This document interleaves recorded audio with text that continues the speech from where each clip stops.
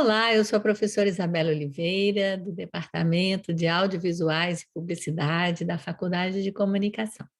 Além de ser professora dessa área há 25 anos, já desde 2006 eu venho estudando as constelações familiares, a abordagem filosófica e prática do filósofo alemão Bert Hellinger, que nasceu no ano de 1925 e faleceu no ano de 2019 e deixou 110 livros sobre o seu trabalho de ajuda ao próximo. Bert Hellinger foi padre inicialmente, até mais ou menos 1970.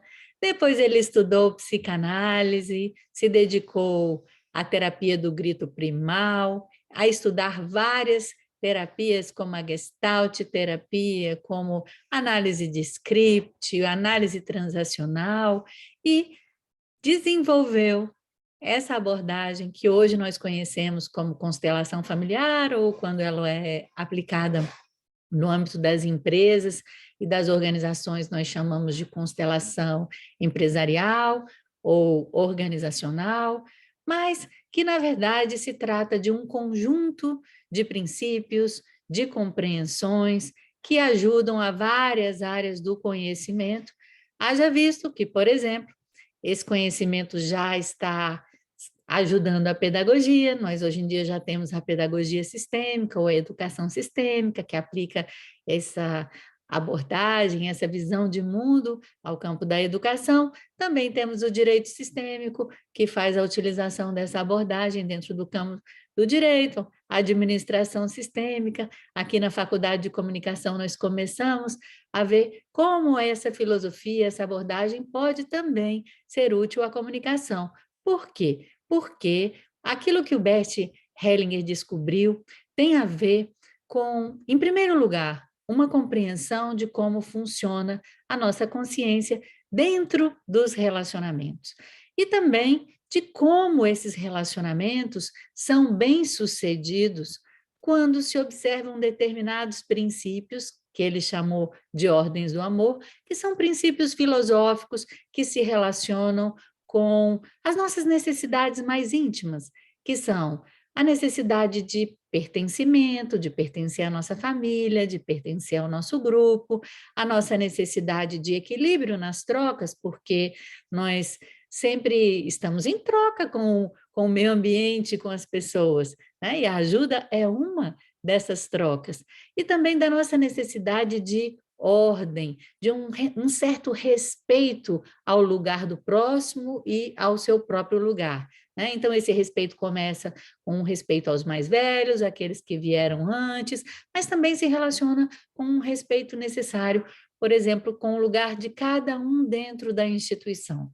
Então, aqui nós temos o reitor, os decanos, temos os professores, os alunos, os funcionários, cada um no seu lugar, compondo um, um sistema bem organizado. Bert Hellinger fez vários descobrimentos ao longo dessa longa carreira de ajuda e eu hoje trago para vocês algumas das suas compreensões nessa aula que eu chamei de A Arte da Ajuda e do Cuidado. Então, eu trago para vocês aqui um mapa mental, onde eu apresento quem é o Bert Hellinger, para vocês conhecerem a carinha dele.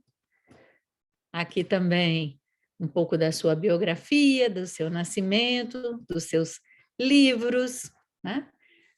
Desse corpo de conhecimentos que ele constituiu, que nós passamos a chamar Hellinger Ciência, e é conhecida como a ciência de todos os relacionamentos, a ciência do amor do espírito, e que, na verdade, é uma abordagem de cunho filosófico e prático sobre todos aqueles aspectos que eu já comentei. Mas, entre esses princípios que ele descobriu também princípios que fazem com que a ajuda seja bem-sucedida.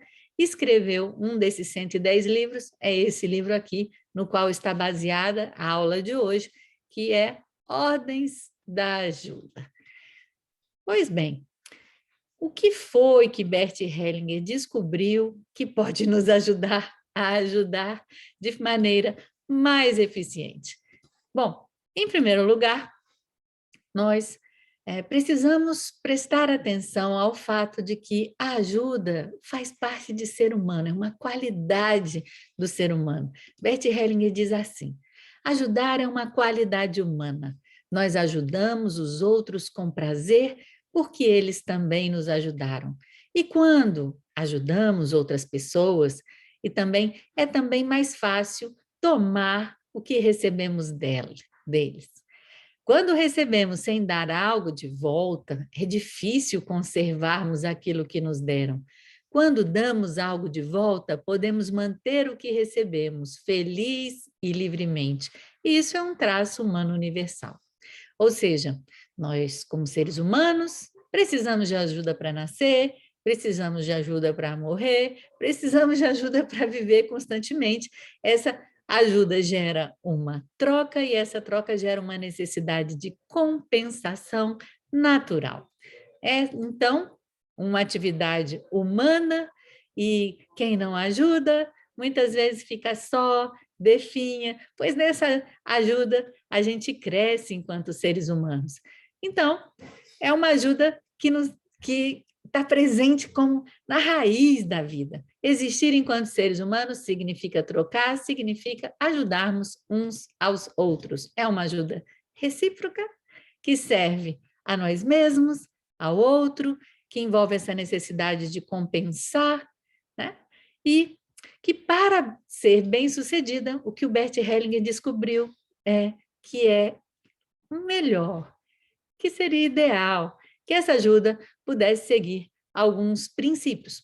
Princípios esses que ele descobriu ao longo do seu trabalho como um ajudante.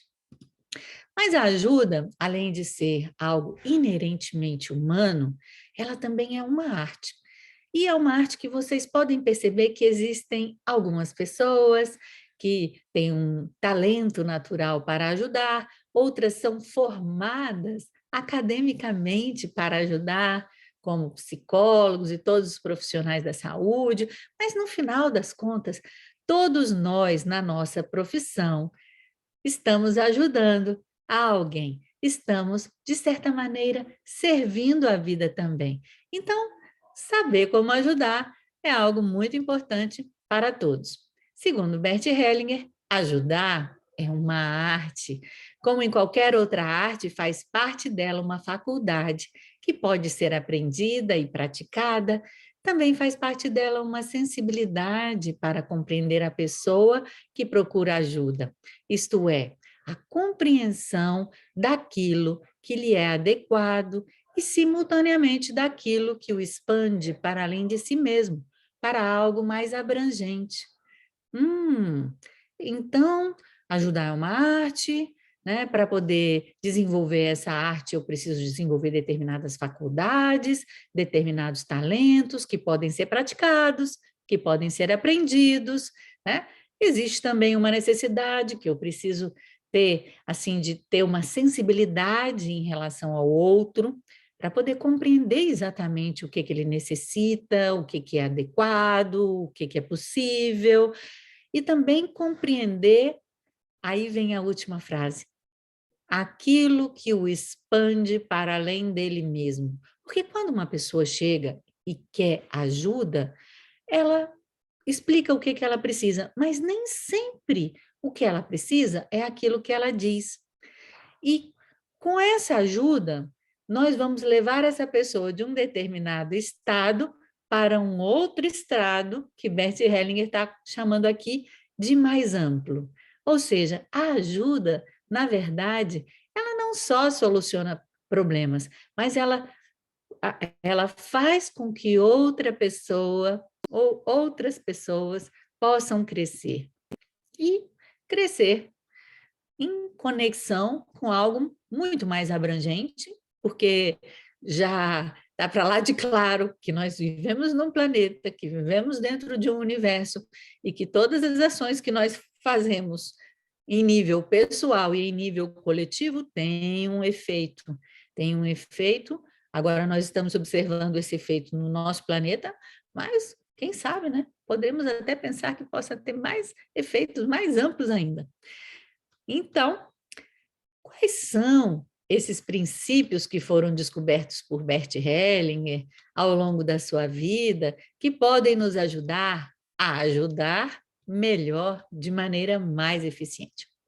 Em primeiro lugar, ele fala que a gente só pode dar para alguém aquilo que a gente tem, né? Ou seja, isso parece meio óbvio, mas é exatamente isso, porque muitas vezes uma pessoa quer ajudar, mas com algo que ela não sabe, algo que ela não tem.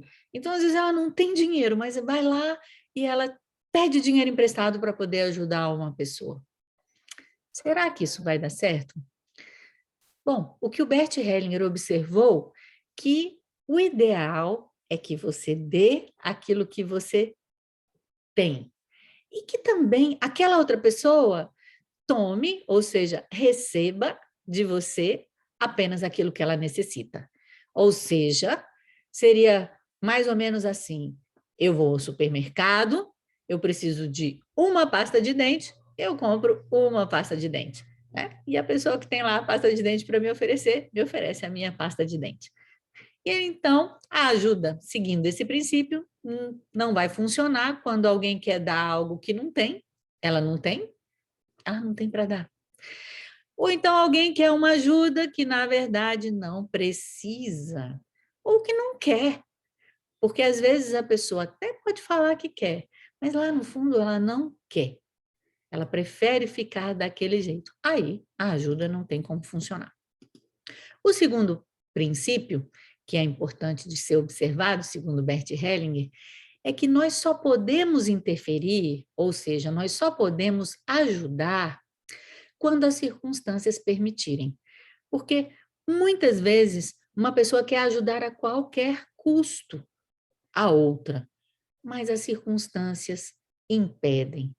Então, é necessário não só uma sensibilidade para aquilo que o outro precisa, mas a sensibilidade para perceber se essa minha ajuda vai realmente ajudar, se as circunstâncias internas daquela pessoa, será que ela está disponível, né? Se elas permitem as circunstâncias internas, as minhas circunstâncias internas, porque às vezes eu posso estar muito cansado, eu posso estar muito desconectado, muito triste, as minhas circunstâncias, as minhas condições internas não permitem.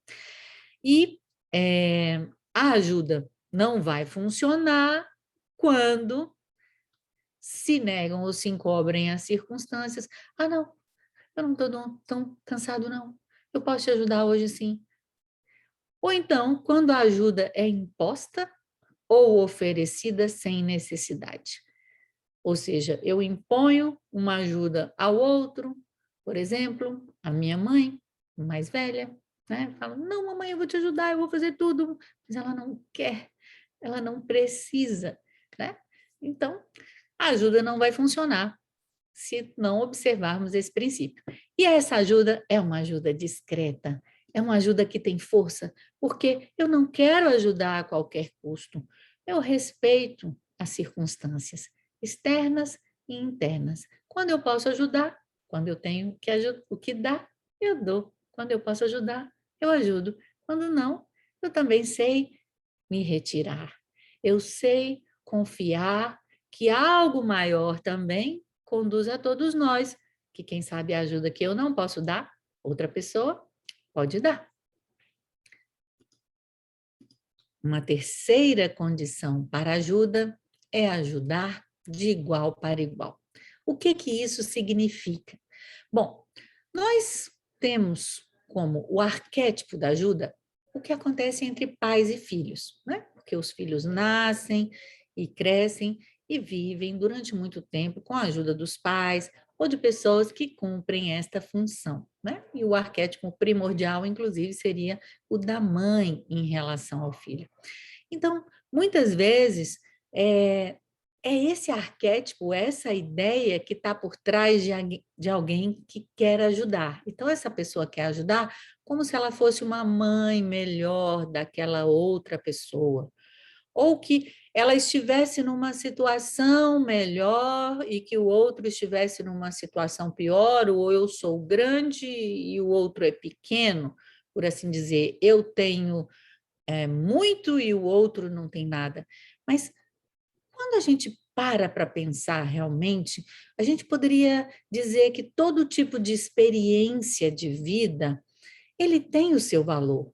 Então, como seria eu ajudar a outra pessoa ou a um grupo de pessoas, independentemente de sua condição, de sua religião, partido político, o que quer que seja, ajudar aquela outra pessoa de igual para igual, considerando o meu destino igualmente válido ao da outra pessoa, nesse sentido que se trata de um aprendizado que cada um tem naquele lugar. E com isso eu não quero dizer que eu não possa ajudar o outro com recursos, com conhecimento, inclusive que não deva fazer isso, porque eu acho que a ajuda, aí já é Isabela, chega a ser um dever de todos nós, porque ajudando ao próximo, estamos ajudando a nós mesmos.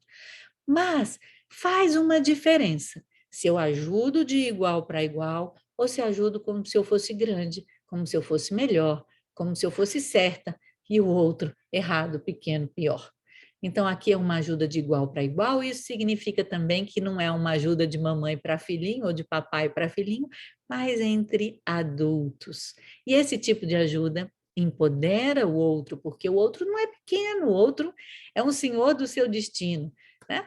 Então, a ajuda não vai funcionar quando quem recebe a ajuda faz reivindicações infantis, ou seja, não assume a sua parte de responsabilidade para poder fazer as transformações necessárias na sua própria vida, dentro da sua própria realidade. A ajuda também não vai funcionar quando quem ajuda se coloca como se fosse responsável por solucionar todo o problema do outro, né? Ou quem ajuda trata o outro como um filho, como um desvalido, como alguém que não tem força. Se eu olho dessa maneira para uma pessoa, será que essa pessoa vai se sentir mais empoderada ou menos empoderada quando eu, por exemplo, olho para ela e falo: não, o seu destino é igualmente válido ao meu, você tem força para lidar com ele, todos temos, e eu estou aqui para te ajudar naquilo que você precisar, se eu puder, se eu tiver o que te dar. Bom, é essa ajuda que Bert Hellinger vai nos ensinando, e eu espero poder estar explicando para vocês. Depois tem uma outra parte importante da ajuda, que seria uma parte da compreensão de que a ajuda é sempre sistêmica. A ajuda nunca é só para uma pessoa. Muitas vezes uma pessoa vem te pedir ajuda, sim, e você pode e deve ajudar esta pessoa, mas com um olhar no todo, no grupo onde ela está inserida, na família. Dentro desse grupo, dentro dessa família, muitas vezes tem uma pessoa que é excluída, uma pessoa com quem essa pessoa que te pede ajuda não consegue se entender, é uma pessoa que é mal falada pela família, é uma pessoa que está enfraquecida. E nós podemos pegar esse exemplo e transferir para o âmbito macro da nossa sociedade. Então, quando eu ajudo, eu tenho que perceber que a ajuda não é só para essa pessoa, mas ela envolve também aquele ou aqueles que são excluídos, que são, por assim dizer, mal falados, amaldiçoados, ou seja, aqueles que muitas vezes a família ou a sociedade quer excluir. Então, quando eu ajudo de maneira sistêmica, quando eu ajudo com esta conexão em relação ao contexto, ao todo, eu preciso prestar atenção a esta pessoa ou a esse grupo excluído. Então, a ajuda não vai funcionar se eu não tiver essa percepção, porque nós não somos separados. É como se cada um de nós fosse um dedinho da mão, né? Então, não adianta, se tem um dedinho que está dodói, toda a mão vai estar machucada, né? Não adianta nada eu querer bater nessa mão com essa outra mão, porque é parte de um mesmo corpo. Essa é a ajuda, por assim dizer, sistêmica. né? Então, quem é que mais precisa de ajuda? Então, o nosso olhar, o nosso amor, a nossa consideração tem que incluir a essa pessoa por meio de uma empatia sistêmica. Então, nós permanecemos conectados à família e ao grupo para que essa ajuda possa ser bem-sucedida. É muito importante também ajudar sem julgamento. Ah, isso é algo dificílimo, não? Porque quase que no nosso processo de visão, nós já discerníssemos entre claro e escuro, entre isso e aquilo. E desde criança, quando a nossa mãe nos leva aí no jardim e a gente vai ver uma árvore, ela fala: olha que árvore linda! Ou então fala: nossa, mas como isso é feio! E de repente o mundo, né, que apenas se torna bonito e feio, bom e mal, certo e errado. Então, ajudar além destas polaridades implica que nós façamos um esforço de não julgar ao ajudar. Ou seja, de uma certa maneira, considerar o outro do jeito que ele é, e a sua família, e a sua cultura, e a sua visão de mundo, como tendo o mesmo direito de existir que o meu jeito, o jeito da minha família, o jeito do meu grupo. Então, a partir desse pressuposto, e fazer esse esforço, eu digo que é um esforço, de ajudar além do julgamento. Ou seja, eu ajudo a partir de uma essência humana que está em mim e está em todos, né? E procuro ajudar, como diz aí o item 6, né? Para além do bem e do mal, ou seja, para além dessas distinções que, na verdade, são distinções que são criadas dentro da nossa cultura, que são distinções que são criadas dentro do grupo que nós fazemos parte e que, dentro de toda a humanidade, assumem colorações diferentes. Então, a minha ajuda deve ser capaz de, além destas polaridades, de perceber que há algo mais que nos une, né? E também ajudar sem lastimar, que às vezes é muito difícil, especialmente quando a gente ajuda pessoas que passaram por situações difíceis ou que estão passando por situações dolorosas, e você pode pensar: ah, mas puxa vida, poderia ter sido diferente. Realmente, alguma coisa que passou poderia ser diferente? Sabemos que não. Então, essa lástima, ou esse, ai, poderia tanto ter sido diferente, faz com que nós percamos a força para aquilo que sim pode ser diferente no presente, no agora, naquilo que a pessoa tem dentro da sua vida. Então, nós ajudamos sem lastimar e, por fim, ajudamos em harmonia com algo maior, né? Ou seja, eu não tenho apenas a minha crença, os meus talentos, o meu conhecimento, o meu jeito de ser, as minhas habilidades. Eu tenho também uma confiança na vida, eu tenho uma confiança que aquilo que eu não tenho para dar, outra pessoa dá, eu confio na força que o outro tem para resolver os seus problemas. Eu, eu ajudo, mas é como se antes eu ligasse um botão de on, né? Onde eu me coloco disponível, compreendo que eu sou pequeno dentro de um todo muito maior, dentro de um universo. Então, esses são os princípios que o Bert Hellinger nos traz, estão aí dentro desse livro Ordens da Ajuda, em outros livros da sua vasta literatura, entre eles eu super recomendo O Amor do Espírito, dentro da Hellinger Ciência, que é uma linda compilação do seu pensamento.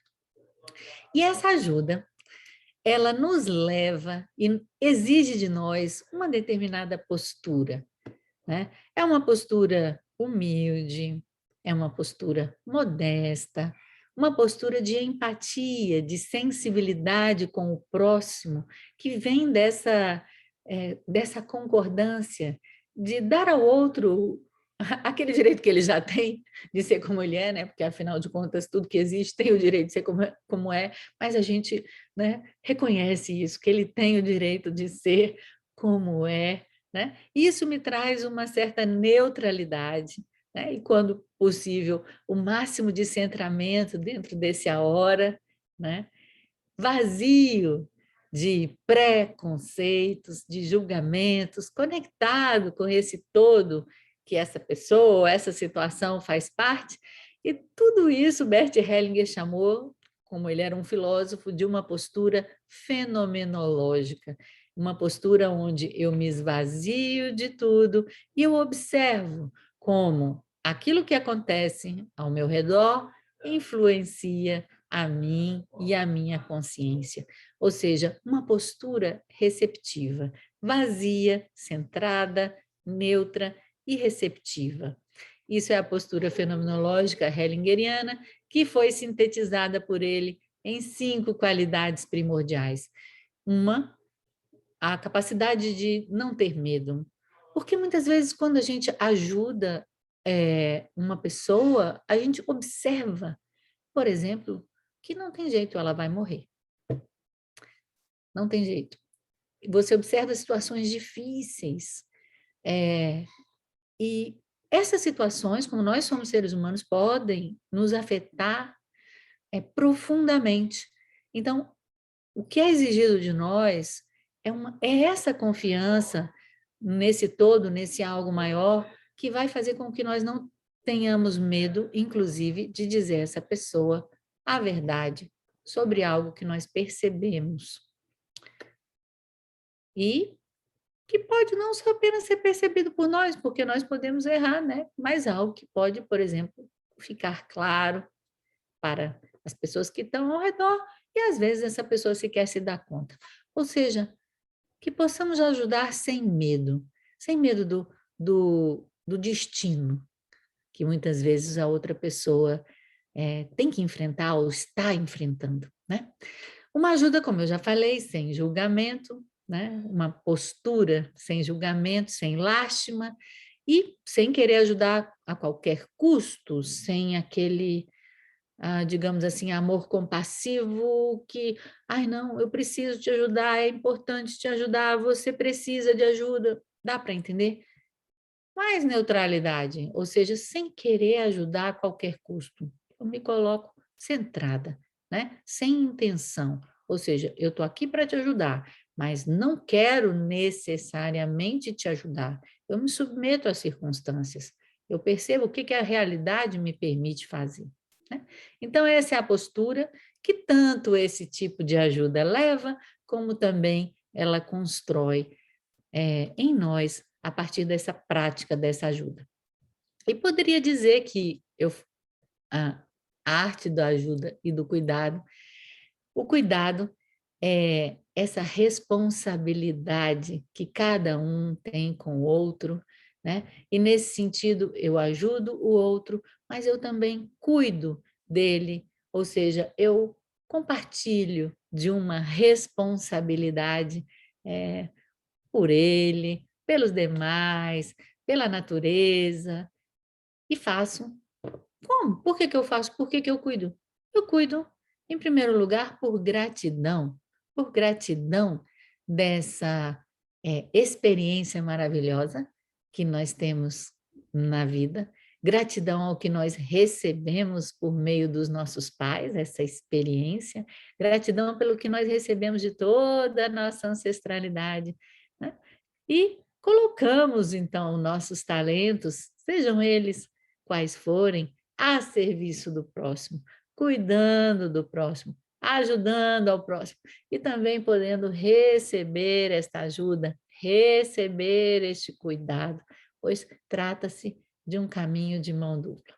E é claro que toda ajuda se relaciona a problemas. A vida não existe sem problemas. Não queiram eliminar os problemas. Não, os problemas, os erros são grandes professores. O problema nos ajuda a encontrar uma outra perspectiva sobre a realidade. Os erros nos ajudam a entender qual é o caminho do acerto. Então, Não existe ajuda sem problema e tampouco vida sem erro. Então, problema e solução estão sempre juntos, mas como reconhecer o que toca a cada um? E Bert Hellinger diz assim, e eu termino a aula de hoje com essas palavras: o problema é difícil e a solução é alegre. E é isso. Tá uma citação do livro Ordens da Ajuda. Eu espero que todos vocês possam ter apreciado e que eu possa ter sido útil, ajudado a cada um de vocês de alguma maneira. Tudo de bom.